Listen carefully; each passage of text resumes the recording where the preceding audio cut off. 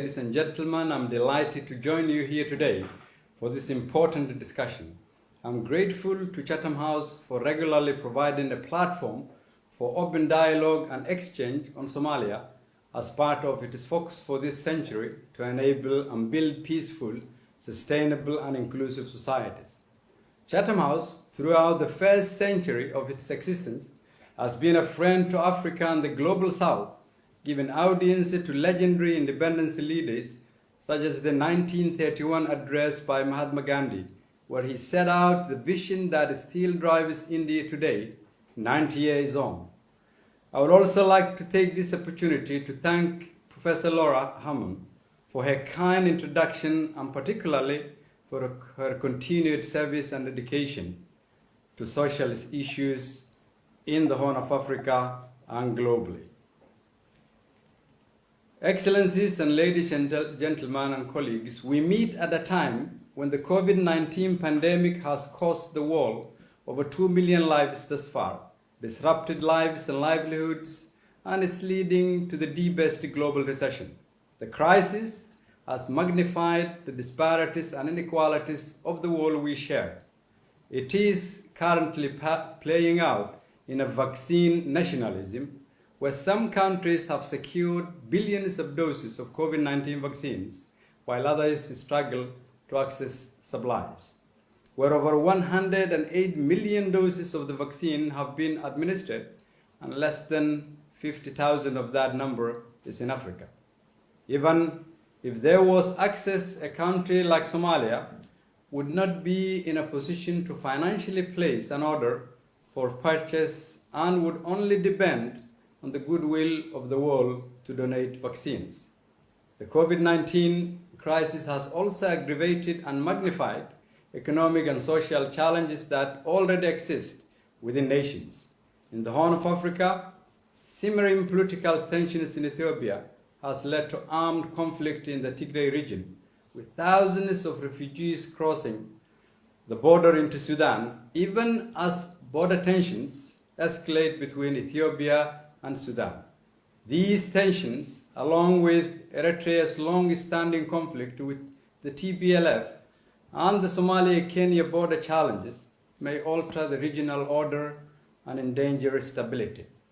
Somalia finds itself in the middle of a volatile region with its additional baggage of 30 years of uncertainty and instability.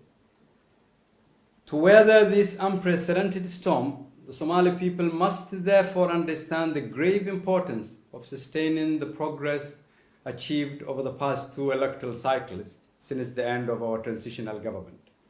For the past decade, despite the shortcomings and challenges in Somalia, there have been indirect electoral processes that were largely viewed as peaceful and acceptable to all political stakeholders, leading to a peaceful transfer of power. Unfortunately, this year, the ongoing electoral impasse risks that hard-earned political culture, which is one of the major positive achievements of the past 30 years. Upholding democracy and conducting free, fair, and transparent elections is not a challenge only in Somalia, and while democracy is the most preferred system of governance, we have recently learned that it requires strong and mature institutions to ensure its protection, although it is the citizens' fundamental rights. Citizens around the world have the right to elect their preferred leaders, but sometimes the result of seemingly democratic elections can produce undecided leadership that puts to test all democratic values and ideals. Other times, democracy can be hijacked in the absence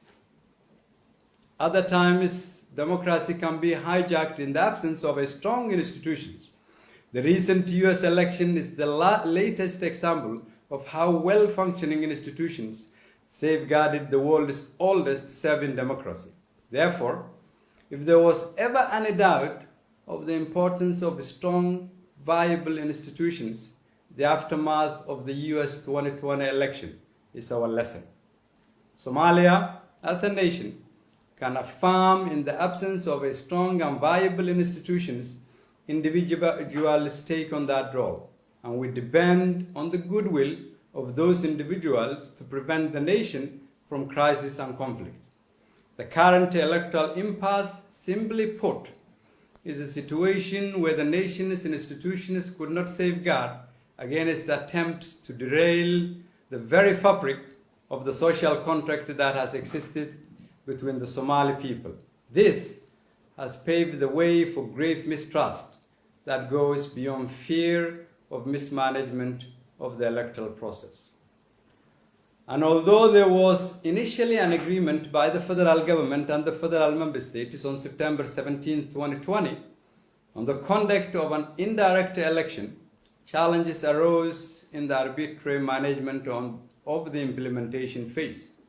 These challenges include the unilateral appointment of electoral management committees that included civil servants, security personnel, and known supporters of the current leadership. It also included the undue interference in the electoral management of the Somaliland seats. It included the unrest in some of the federal member states, especially in Gedo and in Beledweyne, as a result of interference by the FGS with the intention of unduly influencing the electoral process. It also included the real fear of militarized election.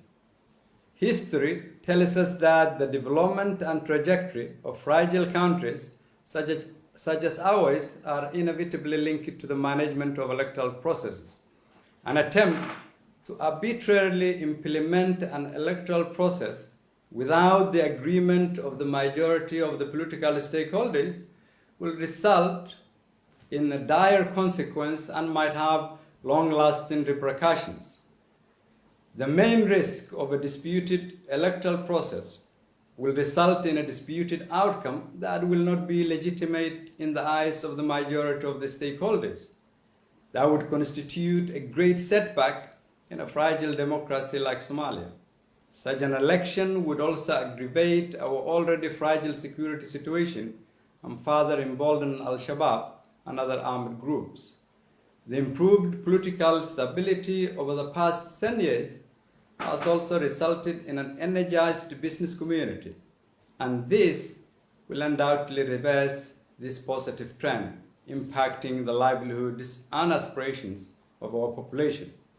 Somalia's revival has also been attributable in part to the generosity of our international partners whose public funds are collected from populations who freely and fairly elect their leaders. In the event of an undemocratic and arbitrary electoral process, it is unlikely that this support will continue at current levels.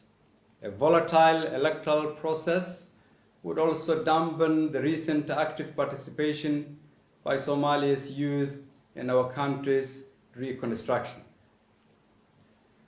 Ladies and gentlemen, to further paint this picture, Somalia soon will be in an uncharted territory. The mandate of our federal parliament, the backbone of our democracy, expired on the 27th of December 2020. And in 4 days, our country faces a critical constitutional crisis where the president's mandate expires on February 8.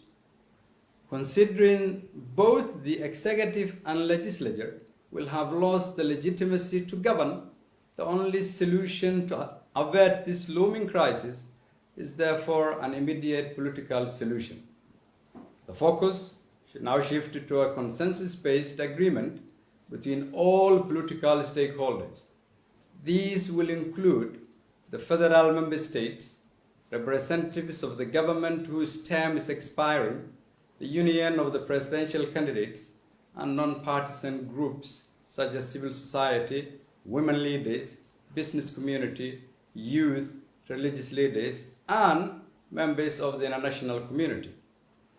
To salvage the legitimacy and integrity of the electoral process, all political stakeholders have to be part of the political solution, and agree on the management of the 17th September Agreement, as well as address the constitutional crisis brought on by the expiry of the mandates of the governing institutions.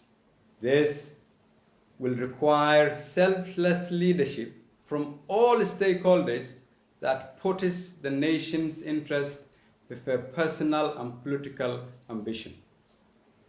And while we seek solutions for today's crisis, we must also learn from this challenge so as to not repeat the mistake of the past and rebuild institutions that can safeguard against such situation in the future. Having that in mind, while I was in office, we undertook the biggest and most challenging reforms that our country had undertaken in the past 30 years. The economic reforms that my team and I initiated led to Somalia's attaining decision point for debt relief, an unthinkable